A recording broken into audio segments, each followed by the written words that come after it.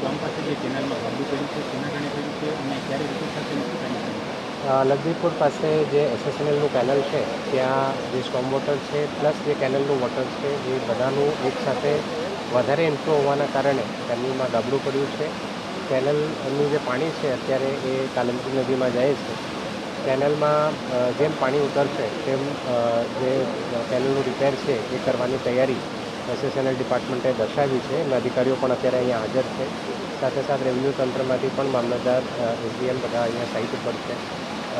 આજુબાજુના જે ખેડૂતોને પણ થોડું નુકસાન થયું છે એનું અમે સર્વે પણ ચાલુ કરીએ છીએ અને એ પ્રમાણે જે સરકારશ્રીના પરિપત્રો છે એના આધારે કાર્યવાહી આગળ કરવામાં આવે છે. કેટલા દિવસમાં કેનાલ રિપેર થઈ શકે એવી શક્યતા? અમે હાલ જે ચેનલ છે તો સૌથી પહેલાં તો અપસ્ટ્રીમનું જે પાણી છે ડાયવર્ટ કરવાનો પ્રયત્ન કર્યું છે અને ઉપર પાણી રોકવા માટે અને ડેમમાં પાણી ડાયવર્ટ થાય એના માટે સૂચના અપાઈ ગયેલી છે. પરંતુ છતાં પાણીની ઇનફ્લો વધારે હોવાના કારણે પાણી ઉતરતા કદાચ આજ સાંજ સુધીનો સમય થશે અને જેમાં પાણી બંધ થશે તરત જ એમની ટીમ સિવિલની તૈયાર છે અને એના આધારે ઝડપથી એઝ સૂન એઝ પોસિબલ રિપેર થાય એના માટે તંત્ર એ તૈયારી રાખી છે.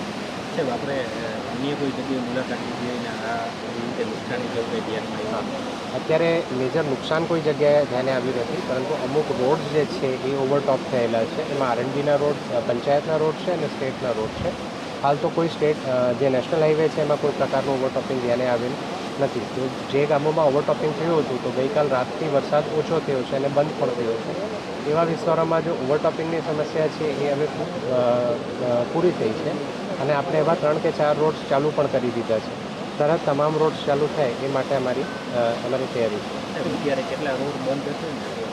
આરએનબી સ્ટેટના કુલ 3 રોડ ગઈકાલે બંધ હતા. એ પૈકી 2 રોડ ચાલુ થઈ ગયા છે એકદમ, અને આરએનબી પંચાયતના જે વિવિધ ગામોને જોડતા રોડ છે એમાંથી 5 કે 6 જેટલા રોડ્સ ગઈકાલે ડિસ્કનેક્ટેડ હતા. એ પણ ગઈકાલ સાંજે 2 રોડ આમાંથી અને આજ સવારે 2 રોડ આમાંથી રિસ્ટોર થઈ ગયા છે. તો અમે એ જ પ્રયત્ન કરીએ છીએ કે એઝ સૂન એઝ પોસિબલ, અત્યારે વરસાદ ઓછો છે તો જે ઓવરટોપિંગ છે પૂરું થાય તરત પછી રોડનું રિપેર થાય. બિકોઝ અમુક જગ્યાએ એના કારણે ખાસું ધોવાણ પણ થઈ ગયું છે.